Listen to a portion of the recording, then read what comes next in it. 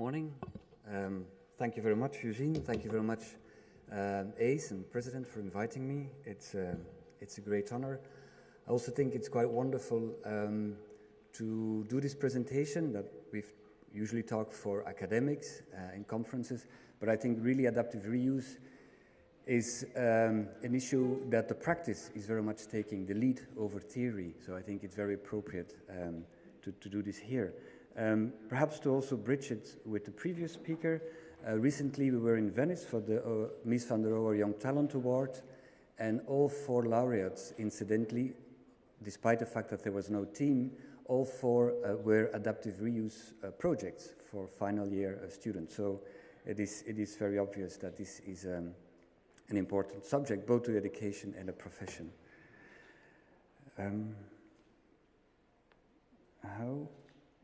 How did you?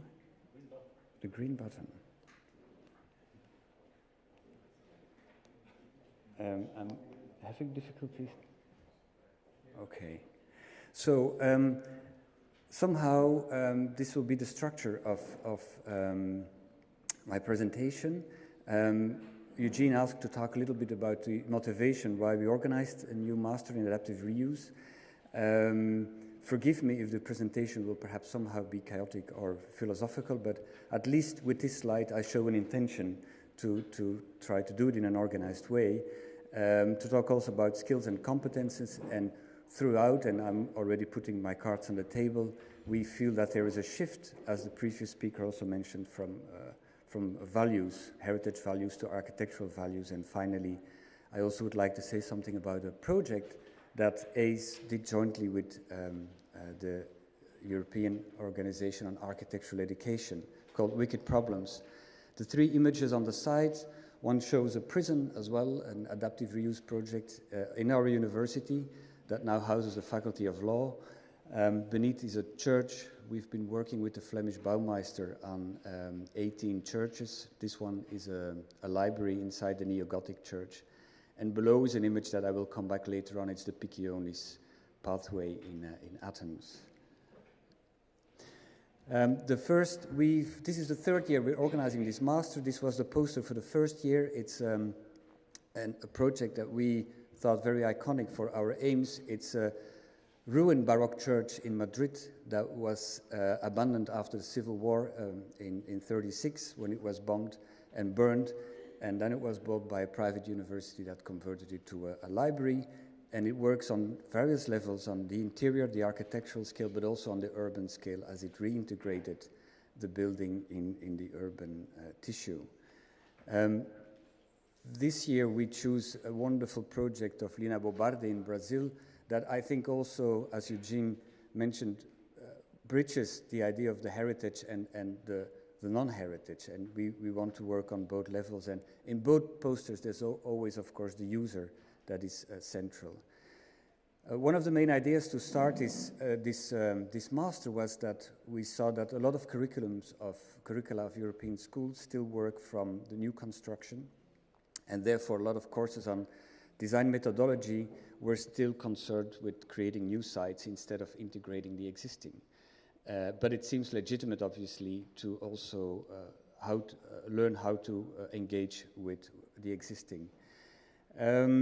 We also saw that there are a lot of specialized masters on restoration and conservation, but not design studio centered.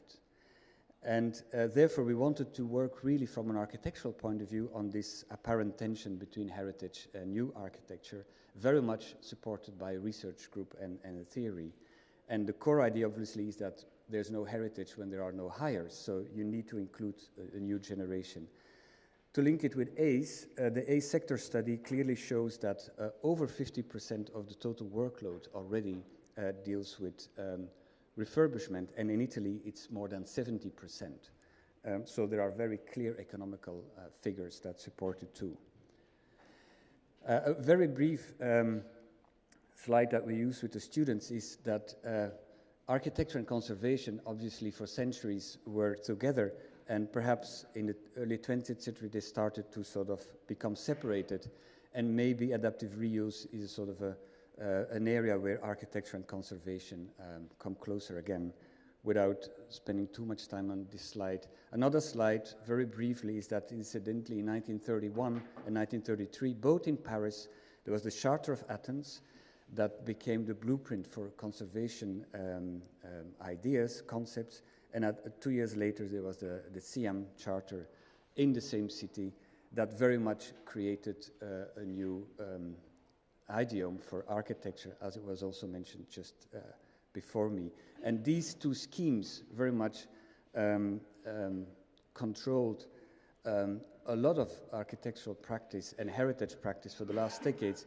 But then we started to notice that there are actually new sort of ways of thinking. And there was the Docomo Conference. There was Getting Cultural Heritage to Work for Europe, a policy paper by the European Commission. The Getty started to work on a bibliographic source on contemporary architecture in historic environment. There was the Chronokaios exhibition at the Venice Biennale by OMA, and there are various other elements that inspired us. One document that we also found interesting was composed by RIBA, where architects asked or invited the English heritage to reorientate what they called their archaeology-led approach to heritage and to invite for a more creative reuse and a more liberal attitude of how to deal with heritage. The RIBA Prize, Sterling Prize, was then given to Astley Castle as an example how modern architecture can revive an ancient monument. And in the motivation of the jury, you clearly see how this dealing with heritage is sort of coming away from traditional heritage policies, coming closer to where we work in Flanders. 2013, just before we started a new master, a former mining project that was reorganized by 51N4E, that also teach in our international master, won the Flemish Heritage Award because it was considered as a successful example of adaptive reuse with great respect for heritage values. So also on the Flemish level, we started to see that heritage entered the architectural discourse. And it was quite interesting because the site, not as bad as Bijlmermeer, but it was also, it had a very strong negative connotation because of the mining strikes, and the area where my university is a former mining site, and several of these places were abandoned and were very much linked to strikes and negative feelings. And the architecture then, they had the capacity to sort of twist that. You see the landscape of Limburg and parts of Flanders that is very much shaped by this industrial activity. Another example, just a few examples of nearby projects that help us to create and motivate for this new master. It's this former prison that you see here, where the architects, NOAA architects, urged the university to reintegrate or to restore the historic envelope and convert the Panopticon prison into study cells, 2 aulas, and extend the new buildings here. This is the historic fabric of Hasselt, where you see here on the 19th century belt the refurbished prison. Just below it, here is the prison, here is the béguinage, which will also be converted into the faculty, where you see how the old houses here will be reintegrated, and this is done by David Cohn Architects and Bovenbouw. A new tower will also be erected as a belvedere. And here already there are discussions with Heritage Board whether this is possible or not. Another project that very much inspired us is a park in Antwerp that was done by former Bernardo Secchi and Paolo Vigano, where the methodology of participation was very important. I can't return it, but it was a very dense area. There was a former train site that was converted into a park with the help of the neighborhood. So there was a lot of discussions, a very inclusive project, which eventually led to creating an entirely new park on the north side of the city of Antwerp. apart from the participation, what we also, a methodology that we use with the students is the meanwhile use, and this is a project we're doing with 51 N4E, and these are a former office towers on the Brussels North Quarter, a very difficult area. And these towers were part of a large project that luckily was never completely finalized, but still there are several of these huge towers that are now empty. The architectural office is using it in a sort of meanwhile use, and we're working also with the students there. Another project they did is a former brewery that was converted. So it's just an example of how this office works and how we, not only heritage side, but also more challenging sites we are working on. At the same time, we had a research group working on churches that sort of became an important resource to also structure the curriculum and the methodology of how design in former heritage site could help us, working a lot with paintings. Just two examples. There's a neo-Gothic church in Ghent, a very, again, dense, socially charged neighborhood with a wonderful preserved neo-Gothic interior that we were not supposed to work in.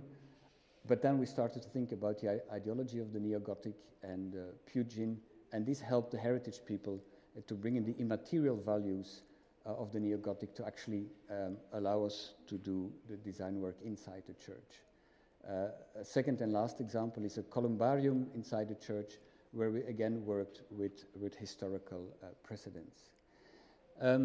Two sort of important concepts that also help to shape the curriculum, a very sort of cultural centered approach, I think, to adaptive reuse, to sort of put it clearly.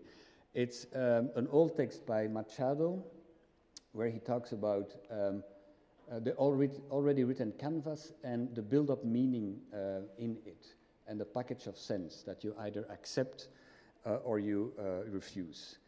And another concept that we liked very much comes from a little booklet by Fred Scott. It's a book that I can really recommend on altering architecture. And in one of the chapters, he compares adaptive reuse with the translation of poetry, and that the craft of translating poetry requires a lot of assimilability, and he refers to an essay by Kenix Retrod. So these examples were very inspiring for us. And finally, an essay by T.S. Eliot from 1919, where the essay is The Tradition and the Individual Talent, where Eliot invites young poets to study very much the history of poetry, and he talks about developing a historical sense involving a perception not only of the pastness of the past, but of its presence. And I think this is very much at the core of what we try to do, to strongly include history and the reservoir of architectural history as anchors and inspiration for present interventions. And obviously, Piccion's path in Athens is a clear example of that. To just show two current examples, there was several texts of Adam Caruso that we work with. One is related to his interventions in the Sir John Joan Museum in London, where he talks about the fragile continuity between contemporary situations and past architecture, also a plea to include more historical attitude and empathical attitude with young architects, and Zumthor's Columba project, of course, where he talks about a meaningful dialogue with the existing situation. Just an example of one seminar of the new master, where, for example, the title of the seminar is Genis Loci, clearly referring to the context. 3 aims of the seminar: trying to develop an attitude and approach to read and articulate the quality and the meaning. So again, clearly this cultural approach of tangible and intangible elements, and in order to develop design strategy. So it's always this link between the research, the reflection, to come to the design studio with this information. And main topics of discussion that we have, there's about 15 students we have in this master from various parts of the world. And throughout the years, these are the main points of discussion. The shift from conservation to adaptive reuse, a designerly approach towards the existing, and the creative act of architecture. Difficulties on the notion of authenticity. We work a lot with charters, especially the NARA charter, but also other UNESCO charters. This discussion on values, religious values, heritage values, architectural values, and especially social values, as it has also appeared in the previous presentation. Diversity of traditions and approaches, and of course the key question is always, is then heritage an obstacle or an inspiration in the design process? Another text by Choa, which is quite famous, talks about this idea of preserving or freezing objects in time, and the sort of idea of museumification, which is also at the core of Remcola's Chronochaos exhibition. With the students, it's of course, and therefore it was difficult when Eugene invited me to talk about competences, to distinguish it from new architecture, because of course there are wonderful examples, and I'm just showing one, of Rafael Moneo, his Atocha project, or the Merida project, which is a new project, but so much embedded within history, or the Murcia project with the town hall. Again, it's a new project, but so embedded within an existing situation that these specific competences of adaptive reuse are not easy to sort of separate from new architecture, from this kind of quality or point of view. So I think that's really a challenge. But within a few minutes, I can at least show some. Again, Wang Chu's project of the History Museum that involves stones from demolished villages and refers very much to this heritage of destruction in a way in China. Also, it's new architecture, but it is so linked to the past, to its heritage, that it is difficult to distinguish. We work with the students, I have to watch the time, a lot with history. We travel to Rome, and now we're working a lot on Roman baths. On the left you see Caracalla, and on the other side Scamozza's drawing of, 4 minutes? Okay. Of the Diocletian baths. We're making drawings of these historical buildings and the interventions. This one is Michelangelo's intervention of the Diocletian baths that was done in the 18th century, destroyed again. But through drawings, engravings, we try to work also within the design studio to see how this historical precedent of Michelangelo intervening in a Roman bath can develop a specific sort of skill, attitude, and empathic approach.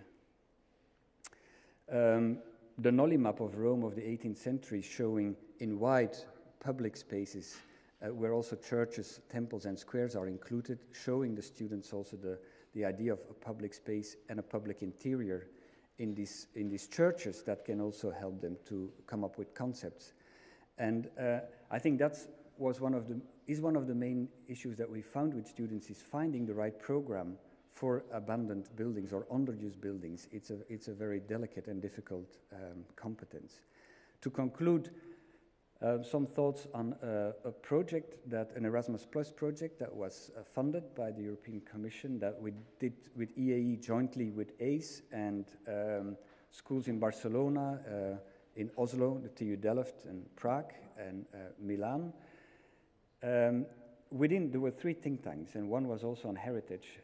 We talked about the loss of architecture's authority within the field of conservation. And this refers to this earlier slide where I showed that there was a sort of division that started with modernism between conservation and architecture. There was a questionnaire on how conservation was dealt with in European curricula. And of course it became apparent that there is this sort of uneasy relationship between a design-led ethos in the schools and the experiences of conservation. Some of the competences. The ICOMOS guidelines are still very important from '93, defining the ability to read buildings as a fundamental competence, and also to include architectural history within that reading. History as an active reservoir, not as accumulation of dead information, but as a resource for relevant traces for future design, both material and increasingly shifting to immaterial heritage. Like narratives and rituals, design skills related to specific conditions of the site, these empathic skills that I've referred to, and finally, this difficulty with real sites in the design studio to come up with a suitable program that is embedded within social economic conditions.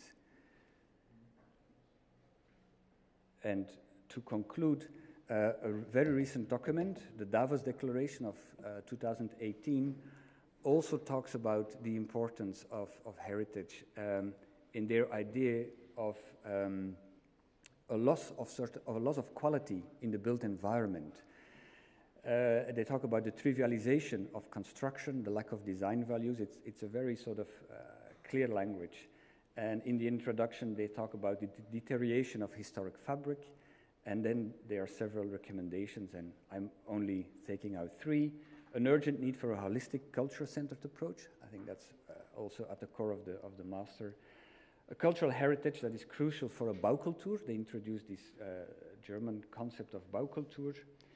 And finally, a Baukultur that requires, it's gone off the slide, this balance between these different values. And I think these discussions about values and, in a way, it's sort of soft qualities that seem to, and culture-centered values that come to the core, is what we've tried to do with this master. Thank you.